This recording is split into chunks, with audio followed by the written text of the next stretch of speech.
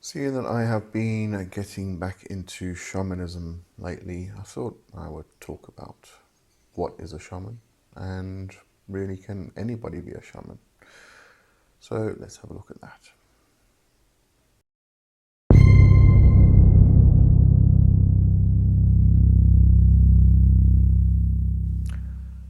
Hi, I'm Lee Johnson and welcome to my channel, and if you like my content, please do all the usual stuff. Hit the like, subscribe and the notification bell so you know when videos are coming out. And if you'd really like to support the channel, you can hit the join button where you can actually just sign up for a supporting membership, or you can join the Demonic Wealth Web. And today I want to talk about shamanism and, well, what is a shaman and can anybody be a shaman? Now, I don't want to get too much into the origin of the words, but if you do have a look at the etymology, generally people will say that the word shaman originates from the Evenk language, the Tungusic. But if you actually do look into the etymology, there's a lot of different cultures, languages that the word shaman can possibly originate from. But as I said, I don't want to get into the etymology. I want to actually talk about what a shaman is. Now, when we think of a shaman, a lot of people, they immediately have this image of a Native American medicine man. And the difficulty there is that shaman can relate to a lot of different types of people, types of spiritual workers from all different traditions and cultures. We find it in traditional witchcraft. We find the shaman in practically every tradition, actually. The shaman is the healer. But the shaman is also the one who goes into altered states of consciousness in order to journey into the other worlds. And when I say the other worlds, I mean the lower world, the middle world, and the upper world. If we break these worlds into three realms. So you'll find it there's a lot of mention lately of Celtic shamanism, especially if we refer to the Druids who split their cosmology into the three realms: earth, sea, and sky. So these are, in essence, the lower world, middle world, and upper world. So we can refer to all of them as the other worlds. So the shaman will go into altered states of consciousness and will travel to or journey to these other worlds, and will get in contact with various spirits. And these spirits may be animal spirits, they may be or ascended masters, they may be gods, goddesses, angels, demons. There could be the Fae, could be ancestors. So they will journey to these other worlds and get in contact with these various spirits. And the reason for doing that is to bring back messages, to bring back healing. And that healing could be for a person, it could be for themselves, or it could be for a community. Now, when we look at traditional shamans, they were very much working for the community itself. So it wasn't just individual people in the community, but also the entire community, to keep balance, to bring back messages, to foresee prophecies, and various other things. The traditional shaman was actually very much the village doctor, in a sense. When we look at traditional shamanism, there's a lot of mention of not just traveling to the underworld and going into altered states of consciousness. They were also midwives. They were also doctors who would set bones, treat illnesses, and a lot of them, traditional and modern, will also be herbalists. A lot will do spiritual cleansings, especially if you go into the Mexica, the Mayan, actually basically the Latin American cultures where you find the curandera. You know, a lot of those practitioners will do spiritual cleansing. That's their main focus in many ways. So, in essence, the shaman is the healer. Now, does this mean that you have to be an initiated shaman in order to do this? Not necessarily. If you are somebody who is just using shamanic techniques to heal yourself or friends and family, then you can be a shaman. Now, I'm going to define this as in two ways. There's the shaman with the small s and the shaman with the capital S. Okay? So the shaman with the small s may be somebody, yourself for instance, who is using shamanic techniques to heal themselves or friends and family, people close to them. And in that sense, it becomes very much the community, because your friends and family, the people around you, those you are close to, they become your community. So that can overlap into shaman with a capital S. But it's basically somebody who's just using these shamanic techniques in order to do a specific thing for themselves or their community, their smaller, more immediate community. Now, when we talk about the shaman with the capital S or the initiated shaman, that's a bit of a different story. They actually journey, travel, speak to the spirits, bring back messages, do healings, and various other things for a larger community. They may also be ecologists who are trying to heal and bring balance back to our planet. So it's not just focused on themselves or their immediate friends and family. It's also focused on the larger community and also the planet itself. Because the planet needs healing. The planet is part of our larger community. And the planet definitely needs healing. Because I think we humans have just messed it up a bit. So there is that definite overall communal healing that takes place. But somebody who's using shamanic techniques, I don't think they should run around saying, I am a shaman. The term shaman, the title itself, is very much a title which is given by the community. It's not one that is assumed. It is given through trust. It is given through honor, really.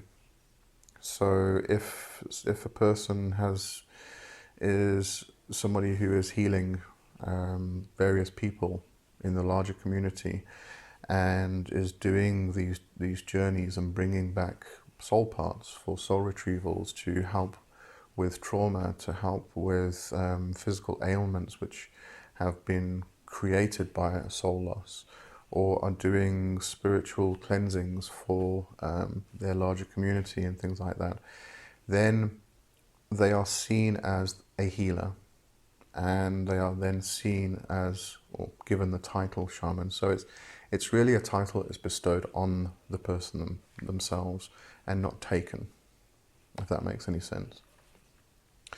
Now, the big difference between a shaman with a small s and a shaman with a capital S, the initiated shaman, is the initiatory part. Somebody who is just using shamanic techniques in order to practice a certain way or do a particular thing to heal themselves, to do their shadow work and things like that, they will not necessarily go through an initiation. Now, an initiation can usually come in two ways. One, through teaching or learning with a traditional shaman or an initiated shaman, and therefore is then initiated physically by a person. The second comes through a spirit initiation, and this can often involve a death and rebirth. I think both do actually require a death and rebirth process, which is, or can be, quite horrific sometimes. It can actually cause a lot of trauma itself, and there's a reason for that particular trauma. But with the spirit initiation, the death and rebirth process is quite traumatic. You often find that the person goes through a physical death, and they have to reach a certain point within that death, and they bring themselves back. Doesn't always happen. It doesn't. No, not every single initiated shaman dies or has a near-death experience of any kind. But it can often happen that initiated shaman will go through a death experience and then bring themselves back. But the trauma that the initiation causes is very similar to soul loss itself, which most people, if not everybody, experiences at some point in their life. And that soul loss, what happens with the soul loss is that the soul part disconnects from the soul and goes into the lower world. And through that process, it can then survive the trauma itself. And the shaman would then go and retrieve the soul part, bring it back and blow it into the person's body. But the trauma that happens during an initiatory or initiatory ritual phase stage, that happens in order to bring back power. Sorry, I got rudely interrupted. All right, where was I? Okay, what happens when somebody loses a part of their soul is the soul part breaks off, goes to the lower world in order to survive the trauma itself. And what happens is there's a gap or a hole that needs to be filled with something in the soul itself of you. And that gap or hole usually gets filled with dis-ease or illness or something like that. Now, with the shamanic initiation, the same process happens. There's a trauma that's involved, and through that trauma, a part of the soul breaks off and goes to the lower world. But what gets filled in or gets put into that hole or gap is power. Now, this is one belief, obviously. I'm sure other people have different beliefs and different understandings of what happens during the shamanic initiation. This is just the understanding that I have come to over the years, dealing with and speaking to other people. So there is a big difference between somebody who is just using shamanic techniques in order to do personal healing and somebody who has been initiated by a person or by spirit in order to do this type of work for the larger community. And you'll find that not everybody is comfortable doing various different shamanic techniques. I mean, somebody may be quite proficient at doing spiritual cleansings or doing spiritual baths or smoke cleansing or egg cleansing or something like that. But they may not be comfortable going into altered states and taking journeys to the other world, or to the lower world, or to the middle world, or to the upper world. But the initiated shaman, the shaman with the capital S, it's just part of the job description, really. And as I said, you'll find shamans in many, many traditions and paths and cultures. They are usually the medicine man, the healer, the energy healer, the spiritual healer. But they are the medicine man or the healer that journeys to the other world in order to speak with the spirits and bring back healing messages, power. They may bring back power animal for someone. And fill their body with that power animal in order for them to get through a particularly difficult patch in their life, or to bring back power in order to heal them. Whatever it is, they do traverse between realms. So we find this quite often or quite a lot in traditional witchcraft, where we have the head rider, for instance. They do travel between worlds, and they do speak to the spirits, and they bring messages back. And quite often those messages from the witch, from the head rider, are messages for the community, not just for themselves.